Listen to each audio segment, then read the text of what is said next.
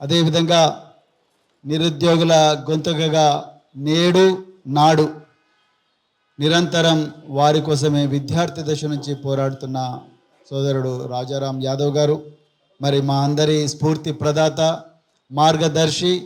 మరి మేము బాల్యం నుంచే ఈ బహుజన వాదాన్ని తెలుగు రాష్ట్రాల్లో పరిచయం చేసిన ఒక గొప్ప నాయకుడు మరి రాజ్యసభ సభ్యులు ఆర్ కృష్ణన్న గారు. మరి వారు నిజంగా అనారోగ్యంతో ఉన్నప్పటికీ కూడా ఎన్నో సభలకు మరి వారు వచ్చి తన వాయిస్ ఇవ్వడం జరిగింది. వారికి నా హృదయపూర్వక ధన్యవాదాలు. మరి ఇంకా వేదిక మీద ఉన్న అందరూ పెద్దలకు, మరి మాజీ ప్రొఫెసర్లకు అందరికి కూడా, మాజీ లాయర్లకు అందరికి కూడా, మరి సంఘాల నాయకులకు, మీడియా మిత్రులకు అందరికి కూడా హృదయపూర్వక ధన్యవాదాలు తెలుపుతూ జై భీమ్, జై ఫూలే, జై తెలంగాణ. మిత్రులారా, సమయం చాలా తక్కువగా ఉన్నది. మరి పెద్దలు కృష్ణన్న గారు తన అమూల్యమైన సందేశాన్ని మనందరికీ ఇవ్వాల్సి ఉన్నది కాబట్టి నేను సబ్జెక్టు డీవియేట్ కాకుండానే కొన్ని విషయాలు మాత్రం చెప్పడానికి ప్రయత్నం చేస్తాను. మొట్టమొదట, ఈ ప్రభుత్వం ఎందుకు నిరుద్యోగులంటే భయపడుతున్నది అందరూ కూడా ఆలోచించాలి. నిరుద్యోగుల సమస్యల మీద గత 20, 30, 40 రోజులుగా పోరాటం జరుగుతూ ఉన్నది. కానీ రేవంత్ రెడ్డి గారు కానీ, రేవంత్ రెడ్డి మంత్రివర్గంలో మేనిఫెస్టో తయారు చేసిన శ్రీధర్ బాబు గారు కానీ, దామోదరం రాజనరసింహ గారు కానీ, ఇంకా మిగతా మంత్రులు ఎవరైతే ఉన్నారో వాళ్ళెవ్వరు కూడా ఎందుకు స్టేట్మెంట్ ఇవ్వడం లేదు. ఒకసారి మీరు ఆలోచించాలి.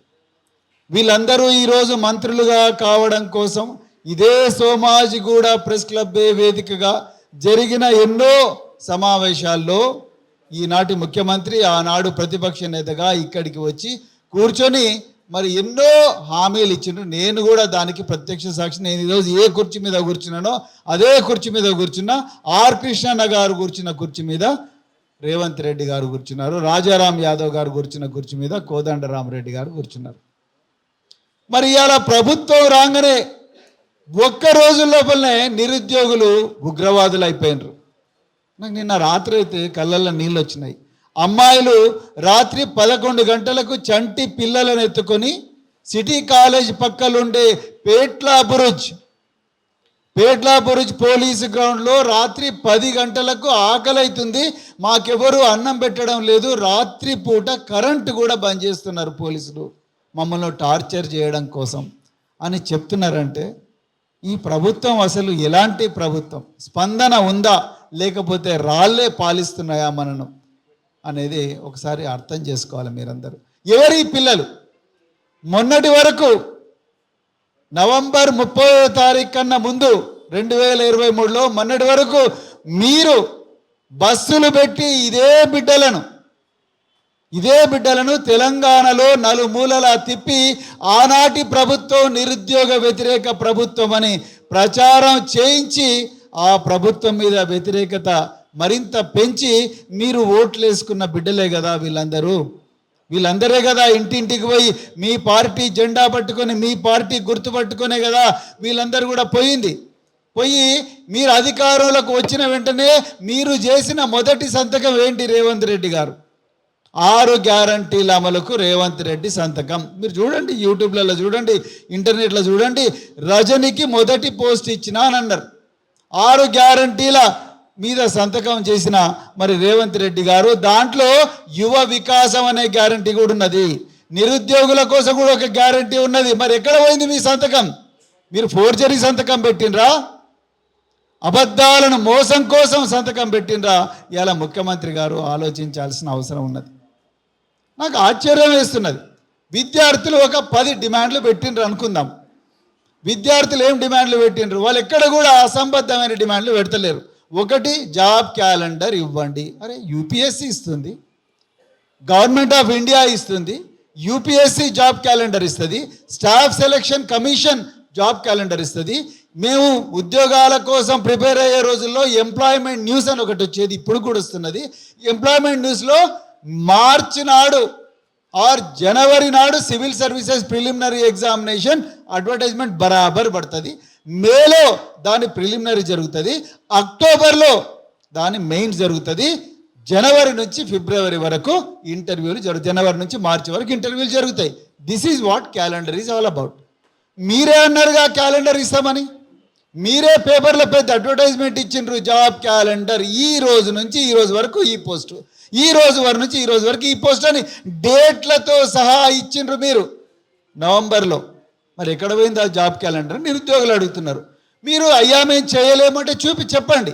రాహుల్ గాంధీ చేతుల మీదుగా యువగలం అనే సభలో మీరు 2 లక్షల పోస్టులు రిలీజ్ చేస్తామని చెప్పిండ్రు. రాహుల్ గాంధీ తెలుగులో ట్వీట్ చేసిండు, ఆ ట్వీట్ కాపీ కూడా నా దగ్గర ఉన్నది. తెలుగులో ట్వీట్ చేసిండు 2 లక్షల పోస్టులు మొదటి సంవత్సరంలోనే చేస్తామన్నారు. నిన్నగాక మొన్న రేవంత్ రెడ్డి మళ్ళీ ఆయన మీడియా ముందుకు రాలేక సీఎం ఆఫీస్ నుంచి ఒక లీక్ ఇచ్చిండు పత్రికలకు. ఏమని? మేము 30,000 ఉద్యోగాలను రిలీజ్ చేసినామన్నారు. అయ్యా రేవంత్ రెడ్డి గారు, నోటిఫికేషన్కు అపాయింట్మెంట్కు తేడా ఉంటుంది, మరి అది కూడా మీకు అధికారులు చెప్తలేరా? నాకు అర్థమవుతలేదు. మీరు ఇప్పటివరకు ఇచ్చిన నోటిఫికేషన్లు కేవలం 6,063 ఉద్యోగాలు మాత్రమే కొత్తవి. గత బీఆర్ఎస్ ప్రభుత్వమే ఇప్పుడు మీరు ఇచ్చిన 30,000 ఉద్యోగాల నోటిఫికేషన్ కూడా ఇచ్చింది. మరి దాన్ని కూడా చెప్పడం కోసం ముఖ్యమంత్రికి ధైర్యం సరిపోతలేదు. మరి ఎందుకు మొహం చాటేస్తున్నారు? దాని గురించి కూడా అడుగుతున్నారు నిరుద్యోగులు. మీరు కొత్త నోటిఫికేషన్లు ఇవ్వలేదు కదా, ఎందుకు ఇవ్వడం లేదు? మరి మాకు 2 లక్షల ఉద్యోగాలు అన్నారు కదా, మీరు ఇచ్చింది 6,63,000. 7 నెలలు అయిపోయింది మీరు కొలువు తీరి, 7 నెలలు అయిపోతే మీరు ఇచ్చింది 6,000 ఉద్యోగాలే. మరి మిగతా 1,94,000 ఉద్యోగాలు ఎప్పుడు ఇస్తారు? ఆ ఉద్యోగాలు ఏమిటి? వాటి గురించి కూడా మాకు చెప్పండి అని అడుగుతున్నారు. మరి ఎందుకు దాని మీద రేవంత్ రెడ్డి గారు మాట్లాడతలేరు? మరి ఆయనే మాట్లాడాలి. ఎందుకంటే ఆయనే ఇదే సోమాజిగూడ ప్రెస్ క్లబ్లో హామీలు ఇచ్చిండు. ఆయన మల్లుపెట్ట విక్రమార్క సంతకాలతోనే ఆనాడు మరి అడ్వర్టైజ్మెంట్లన్నీ రిలీజ్ చేసిండు, కాంగ్రెస్ నిరుద్యోగులకు ఇచ్చే హామీ అని. దాని గురించి మాట్లాడుతున్నారు. మూడవది, గ్రూప్ 1 పోస్టులు పెంచండి అంటున్నారు. కేసీఆర్ గారి ప్రభుత్వం ఇచ్చిన 500 పోస్టులకు కేవలం 60 మాత్రం కలిపిండ్రు. అదేవిధంగా 1:100 అంటే ఒక్కొక్క జాబ్కు 100 మందిని ఇవ్వమని అంటున్నారు. తప్పే ఉన్నదండి. వాళ్ళు ఏమైనా గొంతెంప కోరికనా? పక్కనే ఆంధ్రప్రదేశ్లో అక్కడున్న ఏపీ పబ్లిక్ సర్వీస్ కమిషన్ 50 నుంచి 100 చేసింది. తెలంగాణకు ఆంధ్రప్రదేశ్కి రాని న్యాయపరమైన చిక్కులు తెలంగాణకి ఎక్కడ వస్తాయి? మరి అక్కడ కూడా ఐపీసీ ఉన్నది, అక్కడదే సిఆర్పిసి, అక్కడదే రాజ్యాంగం, అక్కడ కూడా అదే మ్యూటస్ మ్యూటాంటిస్ ప్రిన్సిపల్ ప్రకారమే కదా అక్కడ state and subordinate rules, fundamental rules design అయినాయి. ఆంధ్ర సబార్డినేట్ రూల్స్కు తెలంగాణ సబార్డినేట్స్కి ఏమైనా తేడా ఉన్నదా? ఆంధ్ర ఫండమెంటల్ రూల్స్కు తెలంగాణ ఫండమెంటల్ రూల్స్కి ఏమైనా తేడా ఉన్నదా? లేదు. మాట్లాడేటప్పుడు న్యాయపరమైన చిక్కులు ఎక్కడ వచ్చినాయి? మరి ఆ వాళ్ళు 50 నుంచి 100 చేయగలిగినప్పుడు మరి మీరెందుకు చేయలేరు? నిన్న చాలామంది అమ్మాయిలు ఫోన్ చేసి ఏడుస్తున్నారు. మాకు 2022 గ్రూప్ 1లో ప్రిలిమ్స్ పాస్ అయినాం, 2023 జరిగిన జూన్లో జరిగిన ప్రిలిమ్స్లో కూడా పాస్ అయినాం, ఇప్పుడు తెలంగాణ ప్రభుత్వం 24లో పెట్టిన ప్రిలిమ్స్లో ఫెయిల్ అయినాం, మా జీవితాలు నాశనం అయిపోయినాయి, ఒక్క అవకాశం ఇవ్వండి అని అడుగుతున్నారు. వాళ్ళు 50 నుంచి 100 అడుగుతున్నారు. పేపర్ ఈజీగా ఇవ్వమని అడుగుతలేరు, మాకు గ్రేస్ మార్కులు ఇవ్వమని అడుగుతలేరు, ఎక్కువ మందికి అవకాశం ఇవ్వండి అంటున్నారు. ప్రభుత్వ ఉద్యోగంలో అవుట్సోర్సింగ్లో కాంట్రాక్ట్లో పనిచేసిన ఉద్యోగస్తులు మేము 4 నెలలు ఎలక్షన్లలో బిజీగా ఉన్నాం కాబట్టి మాకు చదువుకునే అవకాశం ఇవ్వండి అంటున్నారు. ఎందుకు ప్రభుత్వం స్పందించడం లేదు దీని మీద?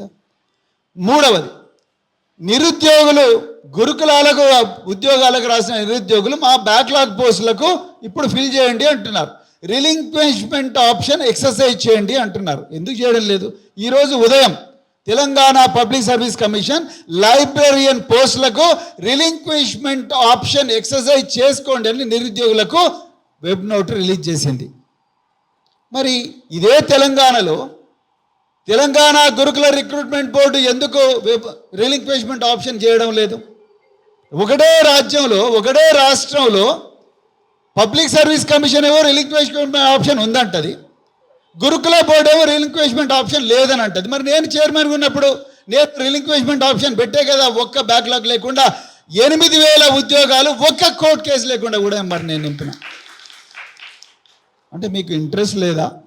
నేను రేవంత్ రెడ్డి గారికి ట్వీట్ చేసిన, అయ్యా రేవంత్ రెడ్డి గారు, దయచేసి ఆలోచించండి. మొట్టమొదట డిగ్రీ కాలేజ్ లెక్చరర్లకు ఉద్యోగాలు ఇవ్వండి, దాని తర్వాత జూనియర్ కాలేజ్ లెక్చరర్లకు ఇవ్వండి, దాని తర్వాత పీజీటీలకు ఇవ్వండి, దాని తర్వాత టీజీటీలకు ఇవ్వండి, దాని తర్వాత లైబ్రరీలకు ఇవ్వండి. దానివల్ల ఒక్క పోస్ట్ కూడా వేకెంట్గా ఉండదు, అందరికీ న్యాయం జరుగుతుంది అన్న.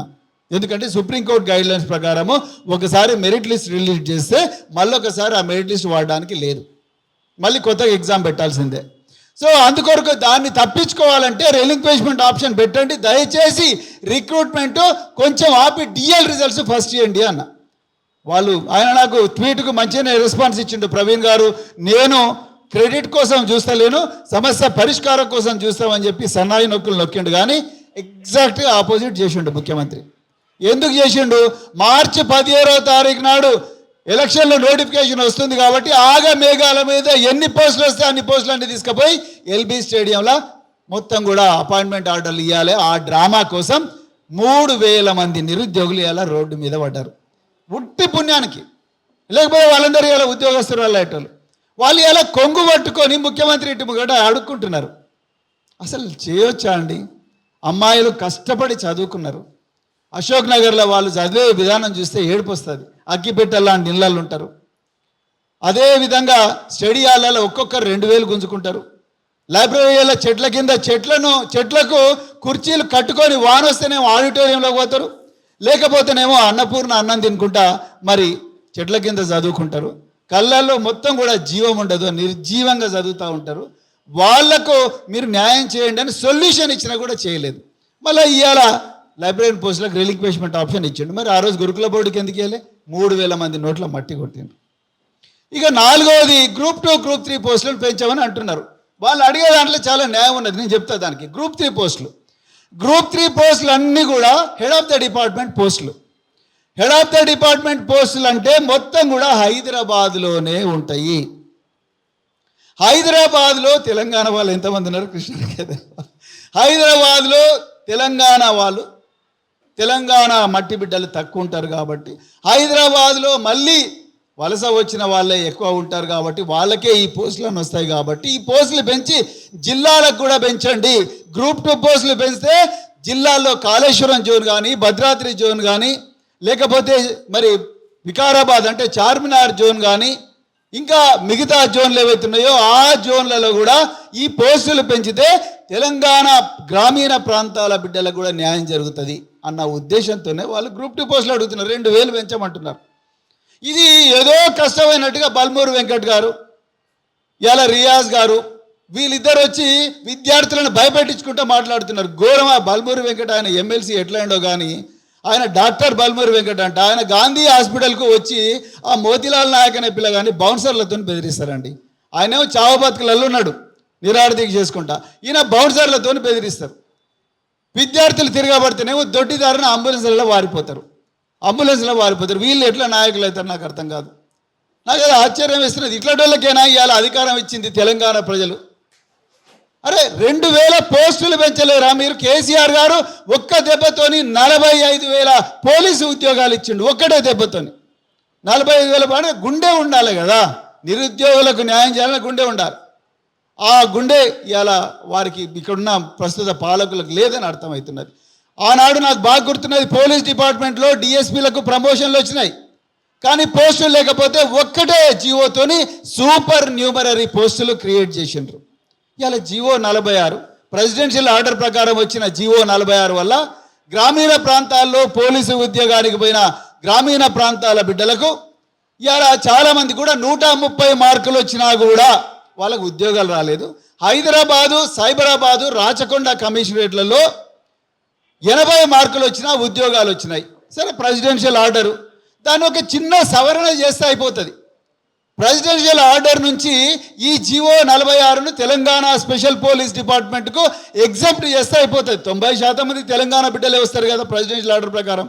ఆ ఎగ్జెంప్షన్ చేయడం కోసం ఇవాళ టైం దొరకలేదు ముఖ్యమంత్రి గారికి. ఆనాడు కొలువు తీరిన కొత్తలో ఉత్తమ్ కుమార్ రెడ్డి గారు, కోమటిరెడ్డి వెంకటరెడ్డి గారు, అదేవిధంగా మరి నగరేకల్ ఎమ్మెల్యే, తర్వాత భువనగిరి ఎమ్మెల్యే, నల్గొండ జిల్లా ఎమ్మెల్యేలు అందరు కలిసిపోయి అసెంబ్లీలో ఉండే ముఖ్యమంత్రి గారి ఛాంబర్లో ఒక డ్రామా వేసిండు. ముఖ్యమంత్రి గారికి పోయి 46 వల్ల కేసీఆర్ జీవో 46 తీసుకొచ్చి వీళ్ళ నోట్ల మట్టి కొట్టిండు, మనం న్యాయం చేయాలన్నారు. ఆ దాని మీద ఒక ముఖ్యమంత్రి గారు ఒక కమిటీ వేసిండ్రు. ఇంతవరకు ఆ కమిటీ రిపోర్ట్ ఎవరికి తెలియదు. దాని గురించి ఎవ్వరు మాట్లాడతలేరు. జీవో 46 వాళ్ళ బాధిత అభ్యర్థులు వాళ్ళు కూడా రోడ్ల మీద ఉన్నారు.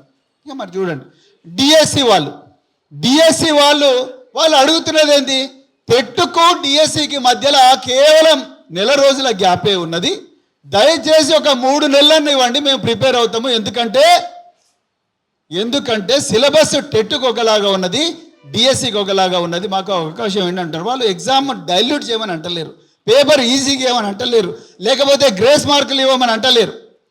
కేవలం మీరు 1 నెల 2 నెలలు పోస్ట్పోన్ చేయండి, బాగా చదువుకొని వస్తామంటున్నారు. ఇలా చూడండి, మొండిగా నిన్న స్కూల్ ఎడ్యుకేషన్ డిపార్ట్మెంటు నోటిఫికేషన్ ఇచ్చింది. ఏమని? ఎల్లుండి నుంచి హాల్ టికెట్ డౌన్లోడ్ చేసుకోండి అని.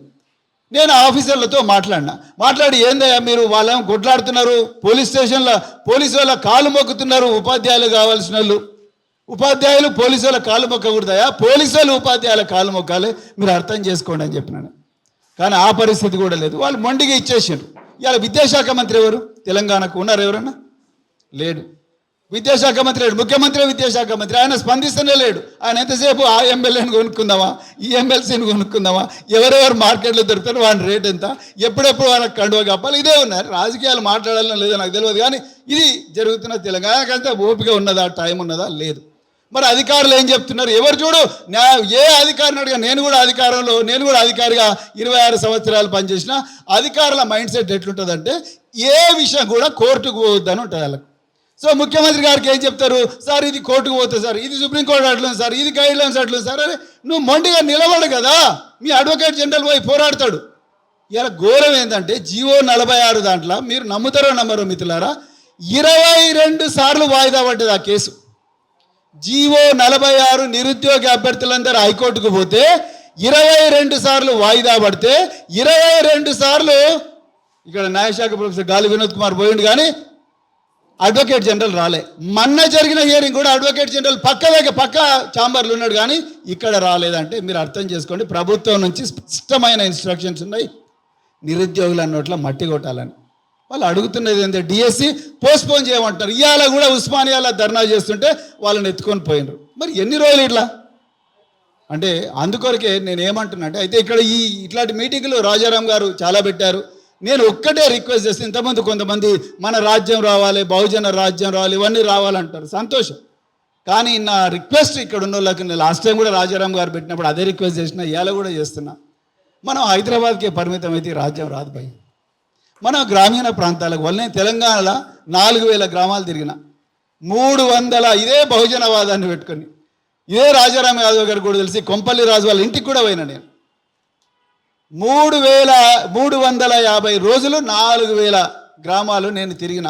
ఈ పేదోళ్ళ రాజ్యం రావాలి, నువ్వు నీ కులానికి నెంబర్ ఎంత ఉంటుందో ఆ కులం ప్రకారం నీకు ఆస్తుల్లో వాటా రావాలి, సంపదలో వాటా రావాలి, అధికారంలో కూడా వాటా రావాలి అని చెప్పి నేను తిరిగిన. కానీ ఎవరేసిండండి? ఎవరు కూడా చైతన్యవంతంగా వారం రోజుల డ్రామాకి అలవాటు అయినరు మన ప్రజానీకం. ఇక వాళ్ళు ఎన్నడూ మారాలి, వాళ్ళు మారాలి అని మనం అంటాం, కానీ మనమే ఊర్లలోకి పోము. మనం హైదరాబాద్కి రోజు అప్ అండ్ డౌనే చేయబడుతుంది.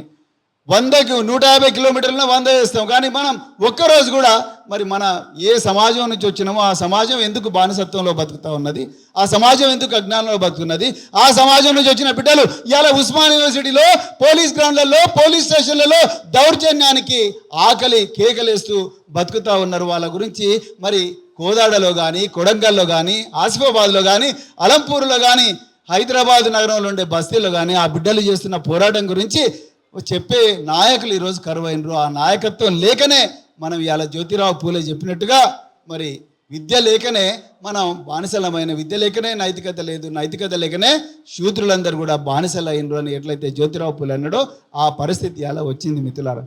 అందుకొరకే మరి జూలై 15 నాడు పెడుతున్న సెక్రటరియట్ ముట్టడికి తప్పకుండా మరి నా నైతిక మద్దతు అయితే తప్పకుండా ఉంటుంది. బీఆర్ఎస్ పార్టీ కూడా తప్పకుండా దీనికి మద్దతు ఇస్తుందని నేను ఈ సందర్భంగా చెప్తున్న మిత్రులారా.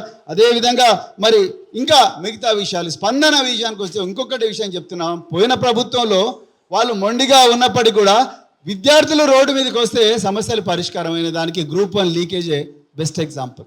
గ్రూప్ 1 లీకేజ్ మార్చి 15 నాడు ఏదైతే గ్రూప్ 1 లీకేజ్ అయిందంటేనే వెంటనే 17 నాడు అందరూ కూడా రోడ్ల మీదకి వస్తే 3 గంటలకల్లా గ్రూప్ రద్దు అయిపోయింది.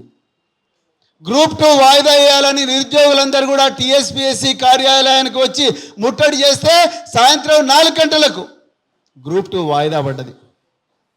అట్లా ఎన్నో ఉదాహరణలు ఉన్నాయి. 55% మార్కులు చాలా ఎక్కువ, 60% మార్కులు ఎక్కువ, 55కు తగ్గించండి అంటే ఒక చిన్న మెమోతోని గత ప్రభుత్వం దాన్ని అర్హతలన్నీ కూడా తగ్గించి అందరికీ అవకాశం రావాలి, మొట్టమొదటిసారి తెలంగాణ రిక్రూట్మెంట్ జరుగుతున్నది అని చెప్పి గత ప్రభుత్వం ఇచ్చింది. అంటే ఇప్పుడు అనిపిస్తున్నది అందరికీ, అరే అనవసరంగా కూడా మనం గత ప్రభుత్వాన్ని పోగొట్టుకున్నాంరా బాబు, అక్కడ ఉంటే ఇంకా ఎక్కువ పోస్టులు వచ్చేటివన్న ఫీలింగ్ ఇవాళ గ్రామీణ ప్రాంతాల్లో నిరుద్యోగుల కలుగుతున్నది మిత్రులారా. కానీ ఈరోజు ఇక్కడున్న ప్రభుత్వం ఇవాళ వాళ్ళు ఏమనుకుంటున్నారంటే వీళ్ళని ఏమైనా చేయొచ్చు, ఎవడేం చేయడు, వీళ్ళని చేయలేవడవచ్చు, ఎవరు అడిగేటోళ్ళు లేడు, వీళ్ళని ఏమైనా మీడియాను మన కంట్రోల్లో పెట్టుకోవచ్చు, ఏమైనా చేయొచ్చు, కానీ మన ఎవ్వరు కూడా అడగరు అన్న భావనలో ఈ ప్రభుత్వం ఉంది. అట్లా అనుకున్న పాలకులందరూ కూడా హిట్లర్ ఎట్లయితే అంతమందిండో, ముసోలిని ఎట్లయితే అంతం చేయబడ్డాడో అట్లనే వాళ్ళకైతే వీళ్ళకి కూడా పడుతుంది అని చెప్పేసి చెప్తూ మరి మరొక్కసారి ఇంత చక్కటి కార్యక్రమం నిర్వహించిన మరి రాజారాం యాదవ్ గారికి ధన్యవాదాలు చెప్తూ, మరి మీరు ఏ పోరాటం చేసినా కూడా తప్పకుండా యాజ్ ఎ బ్రదర్గా, యాజ్ ఎ కొలీగ్గా నేను తప్పకుండా ఉంటా. మీలాంటి ఆలోచనలు ఉన్న మరి నాయకులు కావాల్సిన అవసరం ఉన్నది. అదేవిధంగా రాజారాం యాదవ్ గారు తన ప్రసంగంలో కొంతమంది మేధావుల గురించి మాట్లాడిండు. మరి ఆ మేధావుల గురించి నేను మాట్లాడి నా విలువైన సమయాన్ని వేస్ట్ చేసుకోదలుచుకోలేదు. వాళ్ళు మేధావులు కాదు, వాళ్ళు మేధావులు, వాళ్ళు గడ్డి మేస్తున్నారు. ఇవాళ గడ్డి మేస్తున్న మేధావులు కాదు, వాళ్ళు మేధావులు. నిజంగా మేధావులు అయితే, ప్రజల గురించి ఆలోచించే ఇంటెలెక్చువల్స్ అయితే, ప్రజాపక్షం వైపు అయితే వాళ్ళ ఆశలను వదులుకొని ఇలా నిరుద్యోగుల మధ్యలో ఉండాల్సిన వ్యక్తులు వాళ్ళు. కానీ వాళ్ళు అక్కడ లేరు అంటే వాళ్ళు పాలకవర్గ కావాలి కుక్కలుగా మారడం కోసమే అక్కడికి పోయింది తప్ప ఇంకొకటి కాదు అనేది ఈ సందర్భంగా చెప్తూ మరొక్కసారి అవకాశం ఇచ్చిన రాజారాం గారికి ధన్యవాదాలు చెప్తూ ముగిస్తున్నా. జై భీమ్, జై పూలే, జై తెలంగాణ.